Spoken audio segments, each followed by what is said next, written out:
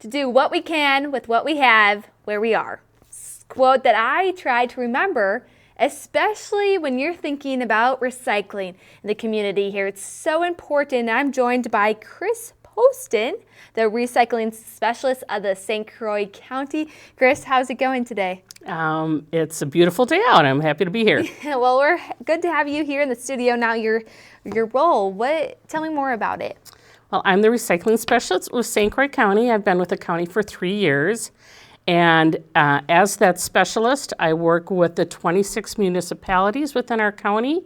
I write grants that generates money, and we share that money with all of the different municipalities. Some of them have little drop-off centers in their towns, and others have curbside programs through their haulers. I also work with the 8 different haulers that provide the trash and recycling service in our community. I do outreach through different speaking presentations to community organizations and schools and businesses, things like that. And then I also generate a newsletter that comes out twice a year. I work on the county's recycling website and do Facebook posts. I also organize and promote our annual events. We just had one for appliances, electronics, and tires, and we'll have another one coming up for hazardous waste. Well, to say the least, you're a busy woman. Yes, yes. And you're so driven to the mission of recycling. But before we get there, tell me, why is recycling so important? Taking it back a few steps with the reuse cycle and all that.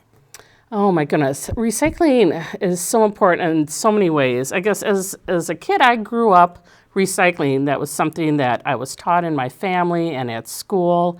And, there's different degrees of importance that people have been brought up with that. But when I grew up, recycling, you put cans in one bin and plastics in another, and newspaper in another. And now all of the processes and the equipment have changed. So there are a lot of different rules and guidelines, and people just need to continue to be educated on how to do it right, how to recycle right. And there are just so many things just to note of, recycling. Yes, yes. Like I said, the processes keep changing, so that's big part of my program is to make sure that the message from our haulers and the message from the county and the message from all of the small towns, it's all the same message, so people aren't getting confusing and conflicting You're a one-man show here. I'm a one-man show, so that's a big part of what I'm doing is consistent communication through all those different channels. And just recycling in general is so important to keep our communities alive and that they're clean and healthy. Right, and when we recycle, I always use the example of you would never stand at a gas pump and just pour gas all over the ground. That's what our recyclables are. These are resources. They were taken from virgin materials, and instead of gathering more virgin materials, we can reuse these. They are a commodity. So once they're collected, they are, put in bales and they're sold back to manufacturers. So we don't want to waste that. And if it gets diverted to landfills, landfills are filling up very quickly, and up to 25% of those recyclables could easily, 75% of the recyclables could have been diverted from landfill. And those landfills are creating methane, a greenhouse gas, and that's the 30% that's coming out of those landfills. So not only do we want to keep it out of there, but we want to diminish the hazardous effects that are coming out of those too. And you can even reuse that purpose too when you're buying like a water bottle, for instance, using that plastic bottle to fill up maybe a few more times before you recycle it. Right, exactly. I buy like a Crystal Light packet, and I have 6 water bottles that I bought originally, and I just keep refilling those and make those last as long as you possibly can. Yeah. So there's nothing wrong with buying some plastic, but try and use it over and over again. And that arts and crafts aspect to it too, along with your position in education and promotions. What are some activities that you have with some of your kids that kind of really promote recycling and reusing? Oh, well, one of the fun things we do with the kids is we generated, it's a beanbag toss board. Since we do live in Wisconsin and bags is a big thing, we have 36 different beanbags that have products on them, and the kids can decide if that product goes into trash, recycling, organics, donation, special collections, or if it's hazardous waste. So that's how we kind of teach kids to think beyond just throwing things in the trash. And it's so key now, whether the debate is cornhole or bags, whatever you call it, it's still a good activity to promote recycling and reusing, especially in this community, to really pull that message of how we're really having that clean community and how important it is to the economy as well. Yes, yes. Now, you just wrapped up the Fall Appliance, Electronics, and Tire Collection events. Tell me about what that event was and all that. Sure. I'll share a few statistics. Our Appliance and Electronics collection we hold twice a year, once in May and once in September. And our tire collection we just do in September. Last year, I don't have the statistics from this year, but last year we collected 28 tons of tires, 653 appliances, and over 27,000 pounds of electronics. So that's a lot of things kept out of the landfill and disposed of properly so they can be repurposed and reused for other things. Now, when we have those items, and let's say it stops working in December, January, what can you do with it since that event's not offered year-round? Well, we do have some businesses in town that will take those recyclables year-round. So if you check our website and you can look under appliances or electronics, we have something called an A to Z recycling guide with about 30 different categories. And these are for items that do not go into curbside recycling. And that's so important. Yeah. So even though they don't fit in curbside, they don't belong there. It's the wrong type of way to dispose of it. You can still recycle it through other processes, and that A to Z guide is a great resource to find out what to do with it properly. Now, you have another collection event coming up for hazardous waste. Tell me more about that event. Okay, that's coming up October 6th and 7th. So 2 days, we're going to have it in the afternoon. Thursday is going to be from 1 until 6. So that's kind of for folks that are working and they need a little bit later hours. And then we're going to have it on Friday the 7th, and that will be from noon until 4. And those are for people that have a little more flexible schedule. And what can they bring to that event? I'm going to do a little cheat sheet here because there are a lot of different things. Generally, if you look on our website, it's going to give you the complete list, but I'll just give you a few examples here. It's going to be, a lot of automotive type materials, brake fluid, carburetor cleaners, degreasers, transmission fluids, old gasoline. It can be things like furniture and floor stripper, shellacs, paints, solvents, weed killers, pesticides, insecticides, things like that. Also, you can bring fluorescent bulbs, the household rechargeable batteries, and this is not the alkaline, but the rechargeable kind, and automotive batteries. And then you can bring thermometers, thermostats, and smoke detectors. Paints are also accepted, and that's the only thing that we have a fee for. Residents can bring all those other items for free, but paints are $5 a gallon. And if you have latex paints and oil paints, combine all your latex because you get charged per container, and you can combine your oils to minimize the number of containers, but do not mix oil and latex because they have to be disposed of in different ways. And all these items, they can bring them and it won't take too much time? Well, we can get really long lines out there. Okay. Sometimes it tends to be a little bit busier at the beginning of the event, but it's out at the Hudson, the county's highway shop in Hudson on Highway 12. And we'll have 3 lines of traffic going around the building. And like I said, sometimes being the first in line is not always the smartest idea. If you wait a little bit, it tends to be not as as busy. But it pays off. Not only is it free to the community, but it's also helping the environment, helping Yes. to really get the stuff out of their house, the clutter, the thing that's already taking it out, and putting it not in the landfill. Yes, because it's really a problem once it gets to the landfill. It's dangerous for the people working there and causes big problems. I did want to mention that we're changing something this year. In the past, we would have a 3-hour segment for businesses to bring their hazardous waste out there and for farmers. But now that we have a vendor that is in St. Croix County, yay, we have our very own vendor here, and that's a really big deal because we always used to have someone from Minnesota come over and manage these events. But now we have someone, they're based out of Somerset, so we're going to direct all of our businesses and farmers directly to LRI out of Somerset to make appointments with them for a time that's more convenient, not at the event. And it's really hard, it's still so important to take time out of your schedule to make this really a priority because it helps the community and really special event happening. And it only happens once a year, correct? Right. And again, please look at our website. That's going to give you more details for the businesses and farms. That's going to give you the forms that you need to fill out and things like that. So that's where all that extra information will be. And remind me of the date and the time and where. Okay. October 6th and 7th. That's a Thursday and Friday. On Thursday, it will be from 1 until 6, and Friday, it will be from noon till 4. Okay.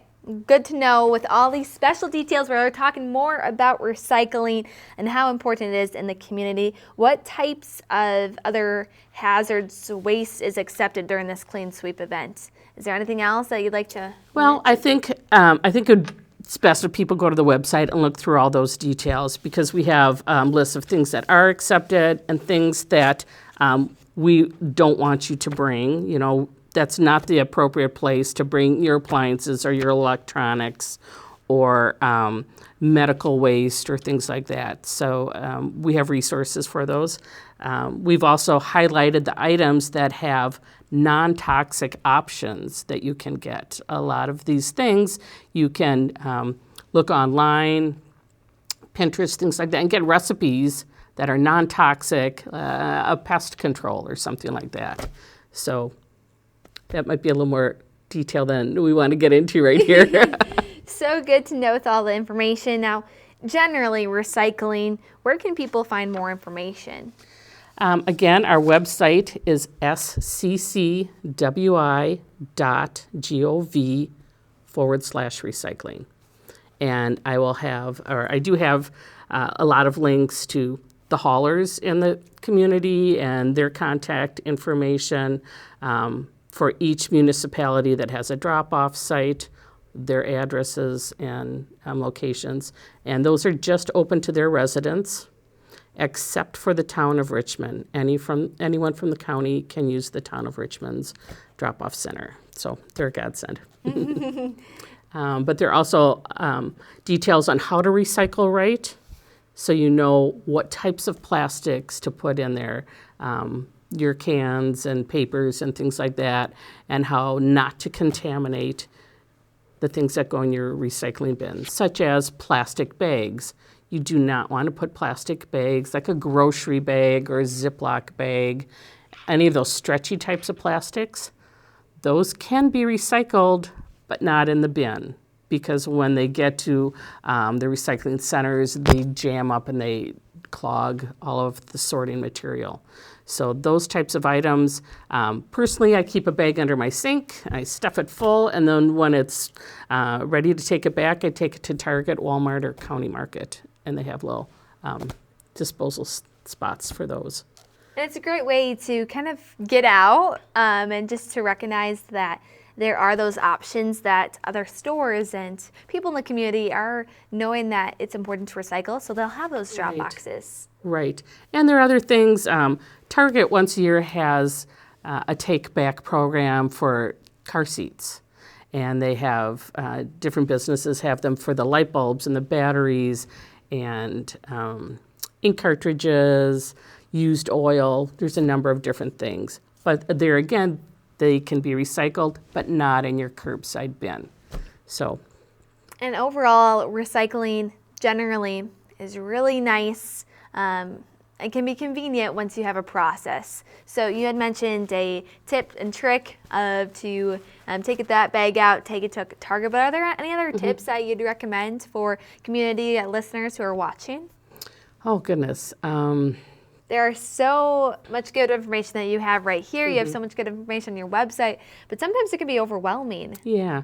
Let's see. Some of the things just on how to prepare your recyclables. You always want to make sure that your items are empty. Don't ever put a bottle of water that's half full in there. So empty them out. They don't have to be sparkling clean, but a good example is I eat a lot of cottage cheese, so I need to rinse that out so that isn't in there. They need to be dry. So again, if liquids go in there, then mold starts. So your recyclables need to be empty. With plastics, put the lids back on. But if you have a glass jar and a metal lid, those are two different types of materials, so you want to separate those.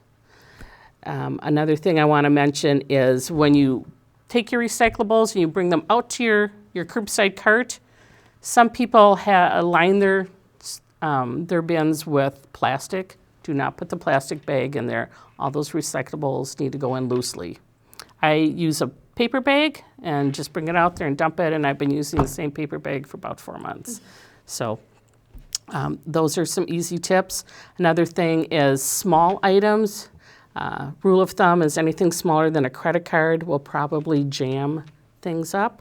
Okay, So, interesting. Yeah, so when I use a lot of Post-it notes at work, so I stick them to bigger items.